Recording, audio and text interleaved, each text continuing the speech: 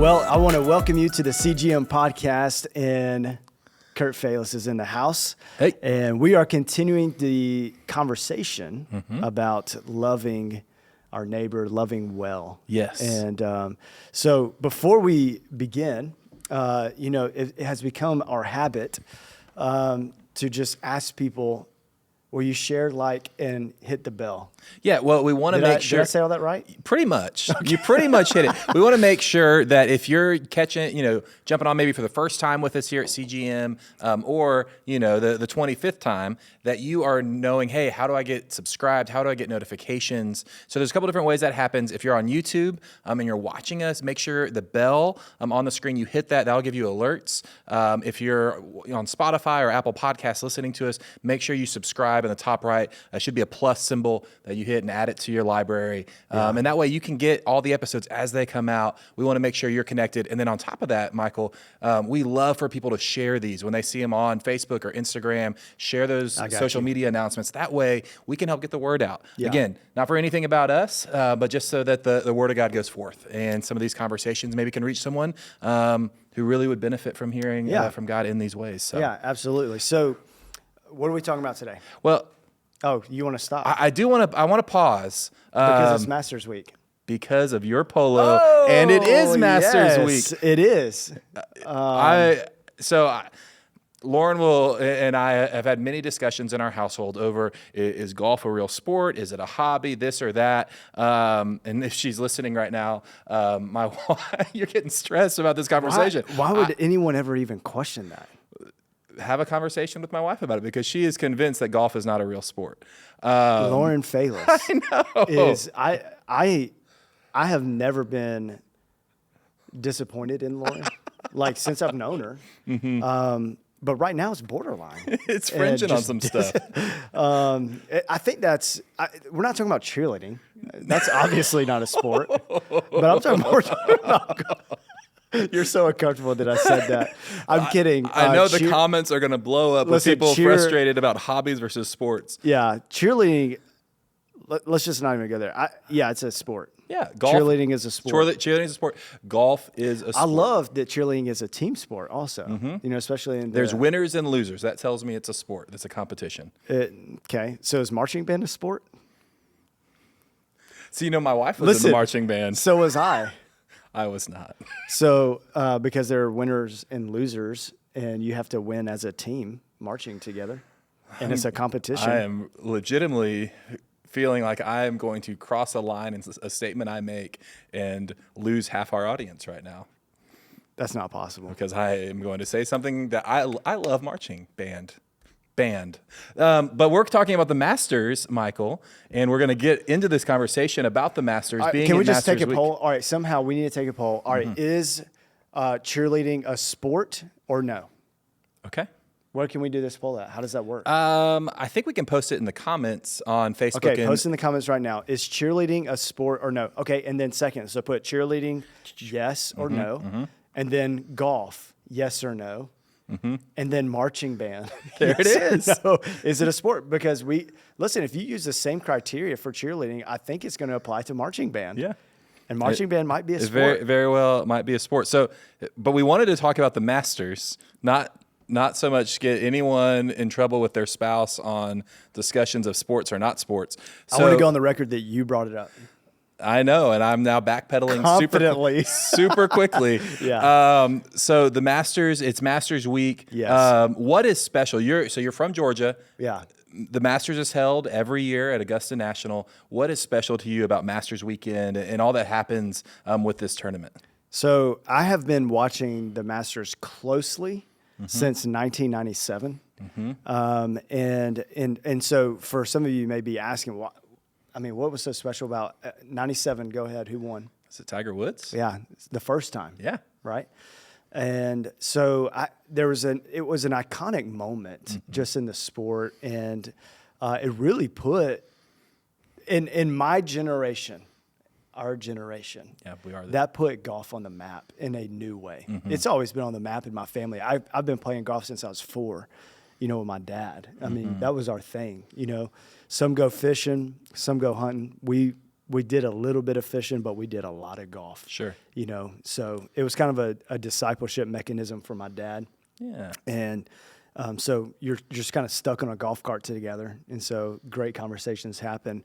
But so golf has just been a part of my family. And when you, just the history of that tournament and just the prestige of the tournament, the azaleas, the perfection of the course. I mean, it's just so beautiful. It's unmatched. Yeah.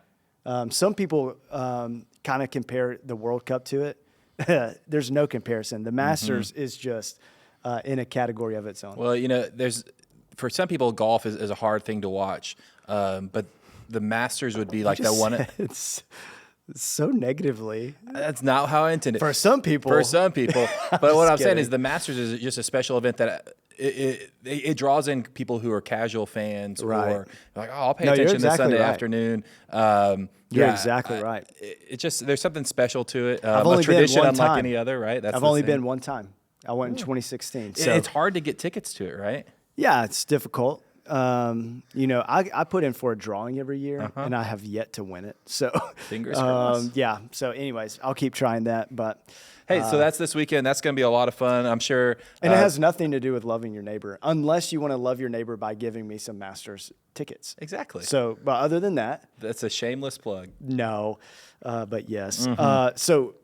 Loving Well. So we've done a two-part series, or 2 parts already. This is our third part of this series, Yeah. Loving Well. And today we want to talk about a love that shares. A love that shares. So if we really want to love our neighbors well, we're going to share with them. And so to build off of this, we can go look at Matthew chapter 13 and a parable Jesus shares, the parable of the sower. Yeah. And he gives us a great picture of what it looks like to sow truth in people, what it looks like to share the good news of the gospel. Yeah. And so, I don't know, do you want me to read it? Yeah, Go ahead and let's jump go in. for it. All right, so jumping Let's in just here, jump right in. Matthew 13, we're going to pick up reading in verse 1. On that day, Jesus went out of the house and was sitting by the sea. Such large crowds gathered around him that he got into a boat and sat down, and while the whole crowd stood on the shore. Then he told them many things in parables, saying, "Consider the sower who went out to sow. As he sowed, some seed fell along the path, and the birds came and devoured them. Other seed fell on the rocky ground where it didn't have much soil, and it grew up quickly since the soil wasn't deep. But when the sun came up, it was scorched, and since it had no root, it withered away. Other seed fell among thorns, and the thorns came up and choked it. Still other seed fell on good ground and produced fruit, some 100, some 60, and some 30 times what was sown. Let anyone who has ears listen."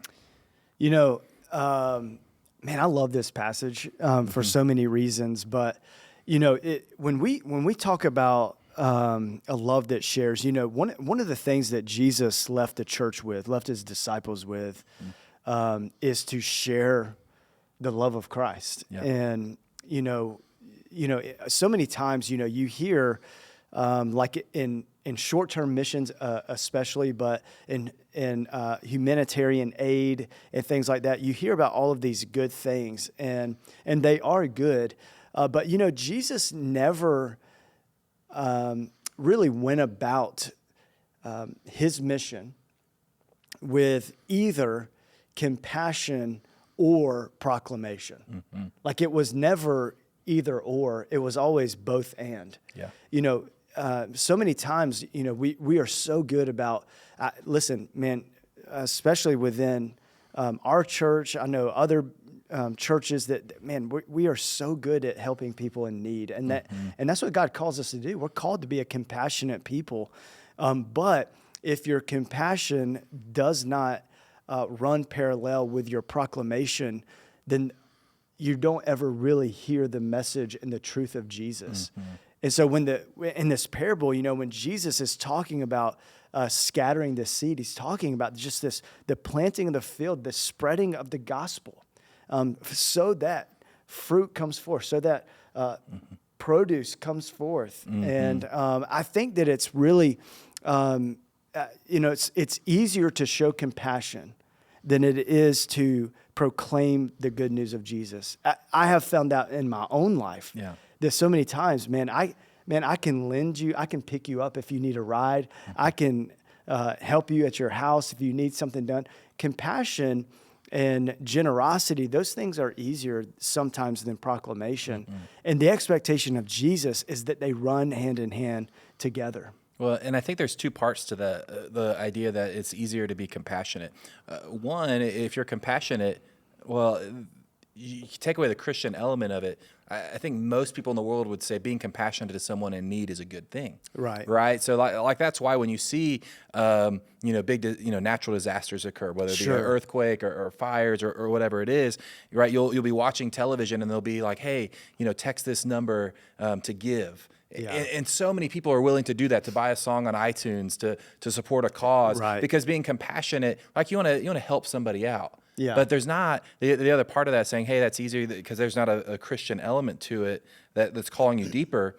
When you have to proclaim something, you're also, whether it's right or wrong in your mind, you're going to have to put something else out there kind of at stake in that relationship. Sure. Because you're potentially opening yourself up to them rejecting. Like compassion, very few people are going to say, no, please don't help me. No, most people will welcome help and assistance. Yeah. But when you say, hey, I want to help you, but I also want to be the most helpful to you and tell you about Jesus, there's a little risk there in that relationship. Like, oh gosh, they may judge me. They may react harshly to me. They may kick me out of their driveway, whatever the case is. And that's just something mentally we, as Christians, we have to get past because we're called to proclaim like Jesus proclaimed. You're exactly right, because with compassion, no one is going to be offended. Mm-hmm. No one is offended by your compassion. Mm-hmm. No one is offended by generosity. But proclamation, people will be offended if you are proclaiming the truth. Mm-hmm. And that's what we see in this parable. But I think so many times we get caught in this rut of life that it's also easier to only be compassionate. Yeah. It's a quick fix. If you see someone on the side of the road, or it's a quick fix to just give them $10 mm-hmm. or whatever it is, give them $20. But it's different if you take the time to proclaim the good news of Jesus with them. I love this. So have you ever seen Seabiscuit? Okay, so I actually have never watched the movie. You've never seen that movie? No, I really haven't. All right, so I can't say that it's a good movie or not, because every time I talk about a movie, I usually get an email that I cannot believe you endorsed this movie. It has cuss words, and so I don't know if it does or not. I don't remember. It's just been so long ago that I've seen it. But I do remember it being an impactful movie on my life, mm-hmm. because there's this, and seriously, it was a spiritual moment for me. That God kind of used this movie to speak to me mm-hmm. in a profound way, and I'm being serious. So there's this moment in the movie. So Seabiscuit is used as basically an encourager horse. So mm-hmm. You put a good racehorse next to Seabiscuit, and they race, and basically Seabiscuit is used to lose. And so it gives greater encouragement to the racehorse. Mm-hmm. And so this is all Seabiscuit did, was just went around in circles and lost. Mm-hmm. Well, now they're trying to use this horse as an actual racehorse, Seabiscuit. And so they try to retrain Seabiscuit to be a winner rather than just mm-hmm. to go around the track and lose. So they to break this horse loose, they just let the rider get on in this wide open field. And man, that horse just goes crazy. I mean, it's jumping around at first, and then they ride, and it just super quick through the field. And it's a big transitional moment, mm-hmm. pivotal moment in the movie. And one of the guys says, Tom Smith in the movie, he makes this quote. He says that Seabiscuit has been running in circles for so long that he forgot what it means to be a horse. Mm. And man, I'm talking, I was like, how many believers do this? Yeah. Like, how many of us have just been running in circles for so long that we actually forgot what it means to be a follower of Jesus, that we never truly latch on to what it means to be a follower of Jesus, because Jesus is so clear in his mission, mm-hmm. but we get in a rut of running in circles as believers, and mm-hmm. guess what? We're doing really good things. Yeah. We're going to church. We go Sunday morning. We go to Wednesday night.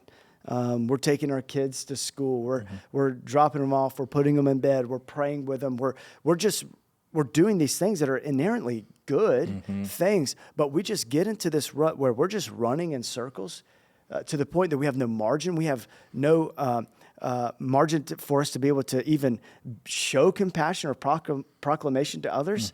And what if we've just been running in circles for so long that we actually have just really abandoned the mission of Jesus? Well, and this idea of loving to a love that shares, we're focusing in on the concept of evangelism. That's what we're like, hey, you are telling people about Jesus. That's right. And I think a lie that is all too common here, I'll say East Texas, but also probably across America is, hey, you know what? I'm going to love someone to Jesus by being nice to them. I'm just going to keep being nice. sweet. And eventually they're going to see Jesus in me.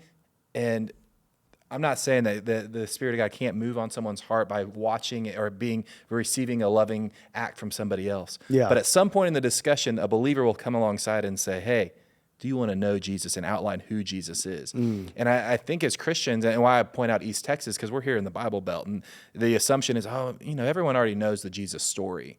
So if I'm just going to love them and I'm going to treat them right and I'm going to be the hands and feet of Jesus without the words of Jesus, well, eventually they'll figure it out. But the reality is we're called to be the words of Jesus as well, to speak who he is into people's life. That's right.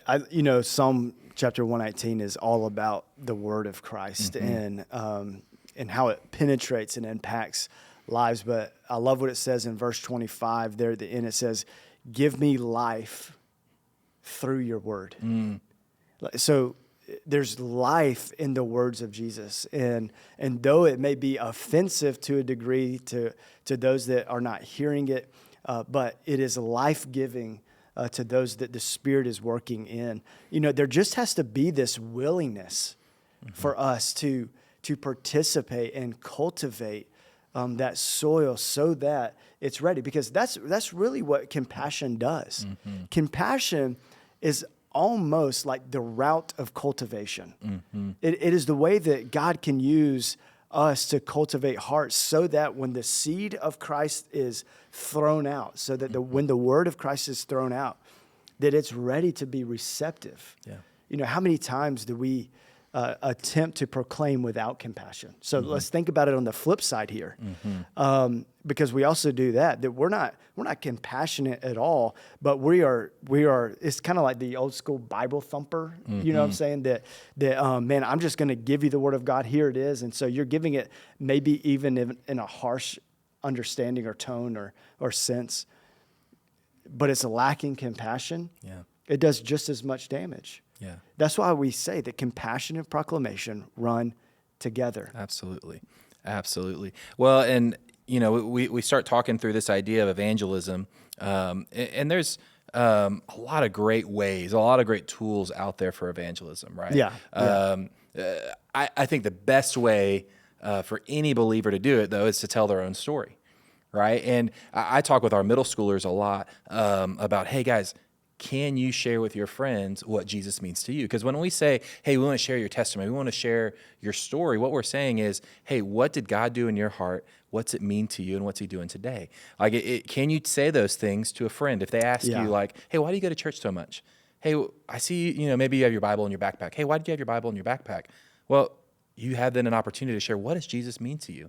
And that is the best tool you have in your belt, because that is your personal experience. No one can take that away from you. And that is a powerful, powerful way that God's Spirit then will work and speak to somebody else. Yeah. But on top of that, there are also tons of great, tools of memory. We can go through the Roman Road. We can go through, spiritual laws. Here at Green Acres, we talk a lot about the 3 circles and using that tool. And so just a little plug here. If you're not familiar with the 3 circles, I'd encourage you, if you have a phone with you, go download the Life on Mission app. Yes, and huge tool. It's just a digital resource of the 3 circles, and you can swipe through. And if you're in a spot where you're sharing the gospel with someone, you can tell them, hey, screen by screen, what it means to follow Christ, or just give you a chance to walk through it yourself and then hopefully memorize that, and then you can pull it out and talk someone else through it. But that's a great resource, just so we're talking about evangelism. Right. And, I love that tool, the 3 circles. We use it all the time with I use it for evangelism, but we also use it in our family all the time, when we're talking to our kids about, when you make bad decisions, it always leads to brokenness. Yeah. When you choose sin, it leads to brokenness. And so I love that tool, how it's just easy to see the gospel in our everyday lives. But, when we are walking in compassion and proclamation, we have to have this understanding that we should proceed with a level of urgency with the gospel. Yeah. That we have to live urgently because, time is not promised and time is not guaranteed. The Bible teaches us that your life is like a vapor in the wind. It's a moment and it flashes by so quickly. So many times when I talk with some of our senior adults and they always give just such words of wisdom. And, over and over again, they say, don't miss these moments with your kids.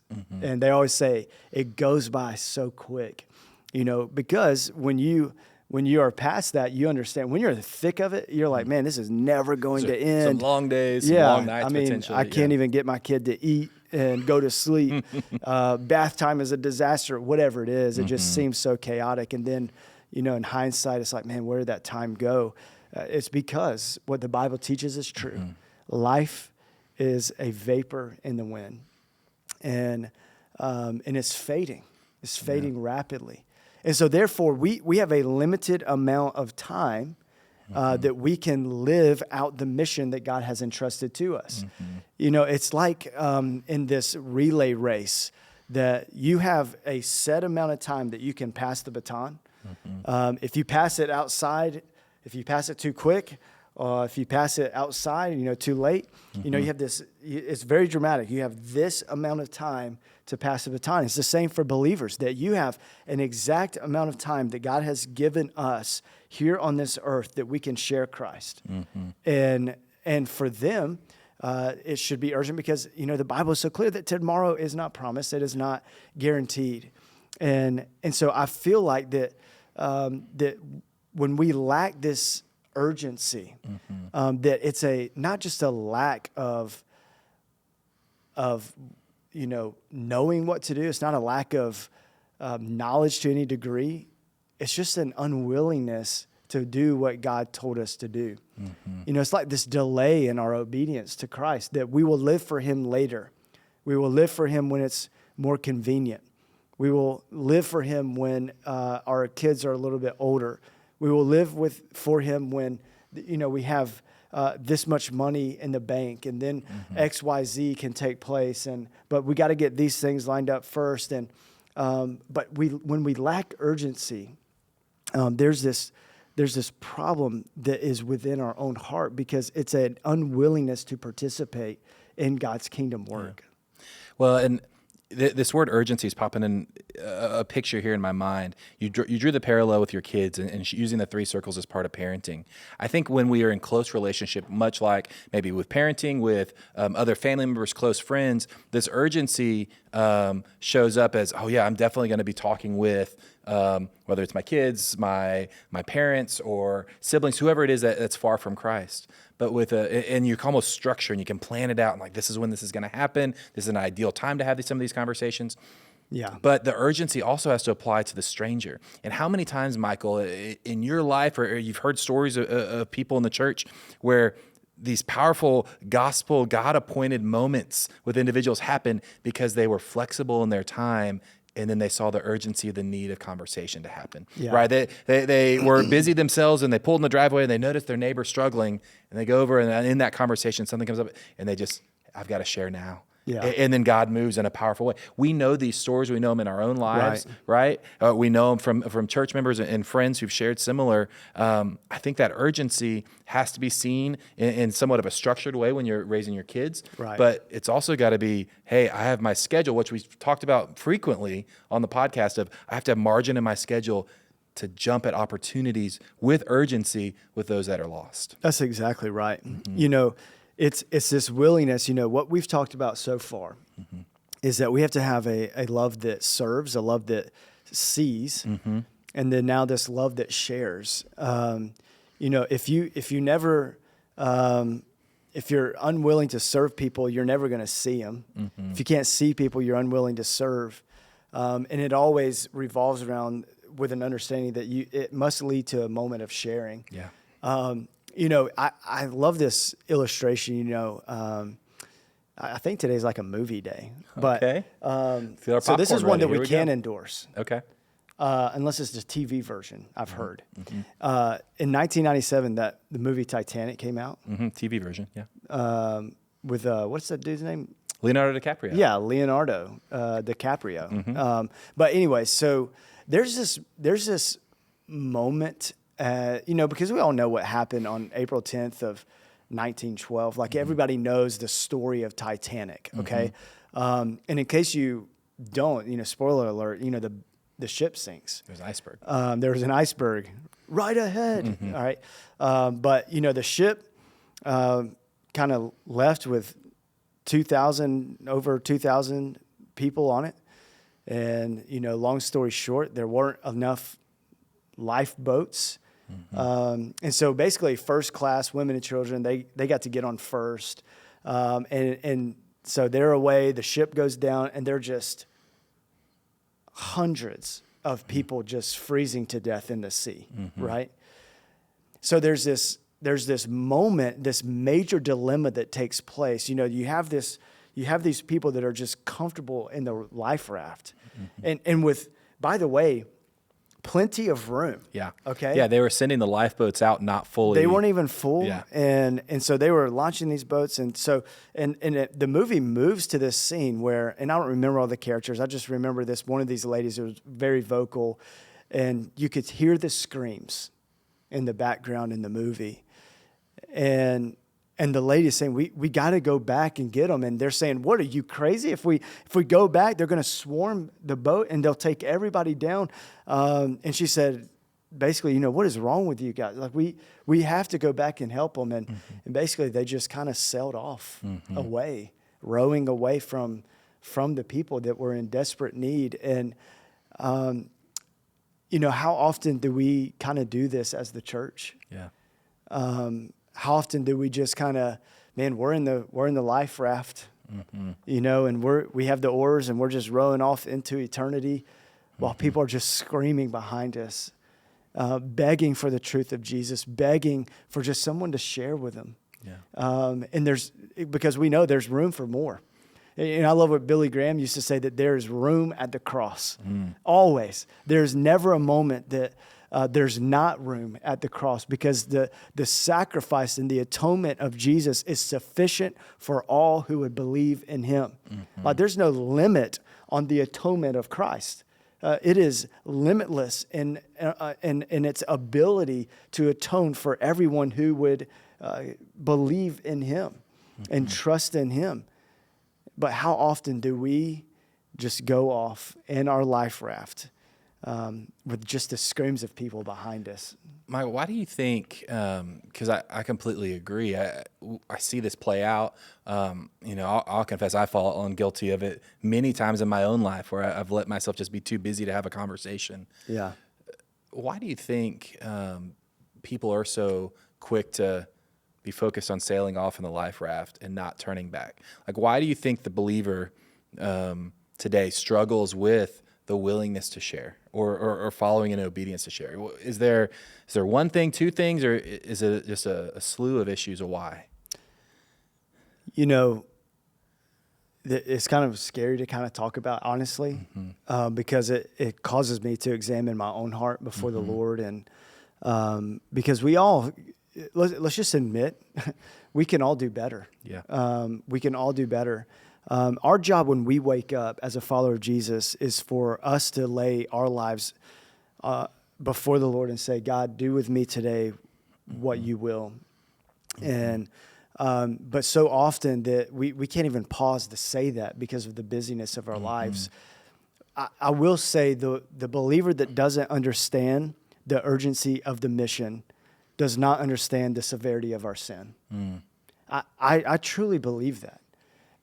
I know that there are times when the severity of sin in my own life and the severity of sin around us really is misunderstood, and we water down the atonement of Christ. We downplay the need for grace, and that causes us to lose urgency in the mission. And so when we feel those moments of not living urgently for the gospel, we have to examine our own heart. God, am I living with an understanding of the severity of my own sin, the severity of the sin around me, and the severity of what damnation really is? Yeah. A life apart from God, a life that is eternally apart from God. Do I really get that? And if not, we need to beg Jesus, God, help me to understand the severity of my sin and the urgency of your mission. Yeah.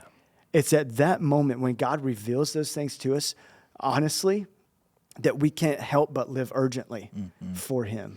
Yeah, as you were saying that, a song popped in my mind, or just a lyric of it, but in this lyric, and I'm blanking on the name of the song, but it's in the chorus. It says, "Break my heart for what breaks yours." Yeah, I think if we could wake up every day and remind ourselves of that, pray for, hey, God, break my heart for what breaks yours. God, give me eyes to see brokenness. Give me eyes to see my own sin, and in turn, have a brokenness for my neighbor, for my coworker, for my family member, whoever it is that doesn't know their own brokenness yet. Yeah, that's right. I mean, if we're really going to serve our neighbor, if we're really going to see them, it's going to lead them. It's going to lead us to share with them. Yeah, and that's what the expectation from Christ is. Well, and kind of as we put a bow on this, and tie this up, the Loving Well series, loving well to a certain degree is easy, right? Like it's not an overly complex topic. There's a couple things that, hey, we do, and that's how we love well. Yeah. But it does take a personal responsibility to step up to the plate and say, hey, I'm going to do this. Yeah. I'm going to be sold out for Jesus and love my neighbor well. Yeah. I'm going to pursue the idea of being able to see them, to share with them, to serve them. I'm going to do these things. It comes down to a willingness to obey. Yeah. Yeah. Listen, Christianity, the complexities of theory and theology and all of that surrounds it, listen, we can talk through it all day. I mean, the complexities of it. But in many ways, the simplicity just says, obey. Yeah. The simplicity of the gospel says, surrender. And, you don't have to take it.